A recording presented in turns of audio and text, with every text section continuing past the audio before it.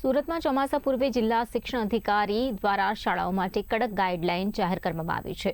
આ સૂચના મુજબ તમામ શાળાઓમાં જર્જરિત વર્ગખંડો અથવા જોખમી ભાગોને તાત્કાલિક અસરથી તોડી પાડવા, શાળા પરિસરમાં જોખમી વૃક્ષો તથા ડાળીઓ દૂર કરવા અને ખુલ્લા વીજવાયરોનું સમારકામ કરવા માટેના આદેશ આપી દેવાયા છે। સુરક્ષા બાબતે બેદરકારી દાખવનાર આચાર્ય અથવા સંચાલક સામે શિસ્તભંગના પગલાં લેવામાં આવશે। રાજ્ય સરકારમાં પ્રાથમિક શિક્ષણ નિયામક શ્રીની કચેરી દ્વારા એક સર્ક્યુલર બહાર પાડવામાં આવ્યો છે, જેની અંદર વિદ્યાર્થીઓની સેફટીને ધ્યાનમાં રાખી ચોમાસા પહેલા કેવી કેવી તકેદારી રાખવી જોઈએ તે માટેની સૂચનો કરવામાં આવ્યા છે।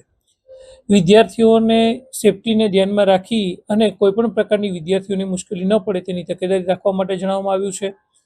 શાળાની અંદર કોઈપણ ભાગ જર્જરિત હોય તો તેનાથી વિદ્યાર્થીઓને દૂર રાખવાનું, તેને કોર્ડન કરવાનું। આ ઉપરાંત કોઈપણ વૃક્ષો છે તો તેની ડાળીઓ નમેલી હોય તો તેને કપાવવા માટેની પણ કાર્યવાહી કરવા માટેનું જણાવવામાં આવ્યું છે। મેદાનની અંદર રહેલા બોર હોય કે વોટર હાર્વેસ્ટિંગની ટાંકી હોય જેનાથી વિદ્યાર્થીઓને તકેદારી રાખવા માટેની સૂચના આપવી, તેને દૂર રાખવા। ઇલેક્ટ્રિકનું વાયરિંગ જે છે જેથી કરીને કોઈપણ શોર્ટ સર્કિટ ન થાય અથવા તો એમસીબી સ્વિચની પણ એ બાબતની ચોકસાઈપૂર્વક ચકાસણી કરી લેવી, જેથી કરીને કોઈપણ વિદ્યાર્થીઓને ઇલેક્ટ્રિક બાબતે પણ કોઈ તકલીફ ન પડે। આ ઉપરાંત વિદ્યાર્થીઓને અતિવૃષ્ટિ બાબતે પ્રાર્થના સભામાં એનાથી અવેર કરવા, જેથી કરીને વિદ્યાર્થીઓને કેવા પ્રકારની તકેદારી રાખવી જોઈએ તેની પણ માહિતી મળી શકે।